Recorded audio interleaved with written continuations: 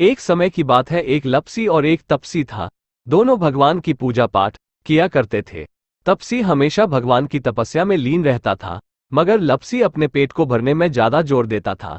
रोजाना सवा सेर की लापसी बनाकर भगवान का भोग लगाकर खा लेता था। एक दिन दोनों लड़ने लगे और झगड़ा बहुत बढ़ गया। तपसी बोला, मैं रोज भगवान की तपस्या करता हूँ, इसलिए मैं बड़ा हूँ। लपसी बोला, मैं रोज भगवान को सवा सेर लापसी का भोग लगाता हूँ, इसलिए मैं बड़ा हूँ। नारद जी वहां से गुजर रहे थे। दोनों को लड़ता देखकर उनसे पूछा कि तुम क्यों लड़ रहे हो। तपसी ने खुद के बड़ा होने का कारण बताया और लपसी ने अपना कारण बताया। नारद जी बोले, तुम्हारा फैसला मैं कर दूंगा, मगर आज नहीं कल करूंगा। वो दोनों तैयार हो गए। दूसरे दिन लपसी और तपसी नहाकर अपनी रोज की भक्ति करने भगवान के पास आए तो नारद जी ने छुप कर 1.25 करोड़ की एक एक अंगूठी उन दोनों के आगे रख दी। तपसी की नजर जब अंगूठी पर पड़ी तो उसने चुपचाप अंगूठी उठाकर अपने नीचे दबा ली और उस पर बैठ गया। लपसी की भी नजर अंगूठी पर पड़ी, लेकिन उसने ध्यान नहीं दिया।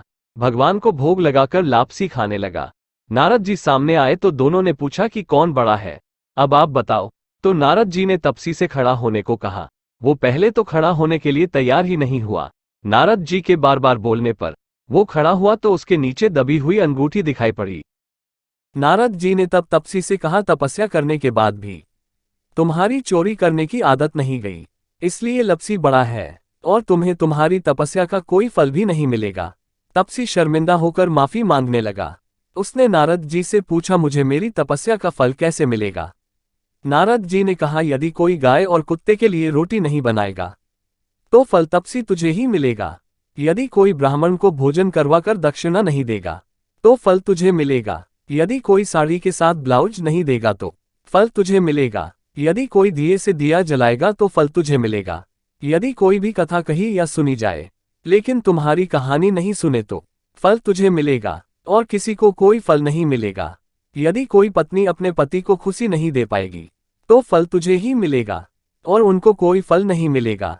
दुख और गरीबी ही मिलेगी, इसके साथ साथ नरक ही मिलेगा। उसी दिन से हर व्रत कथा कहानी के साथ लपसी तपसी की कहानी भी सुनी और कही जाएगी। दोस्तों, आपको हमारी कहानी पसंद आई हो तो हमारे चैनल को सब्सक्राइब करके बेल आइकन घंटी को अवश्य दबा देना।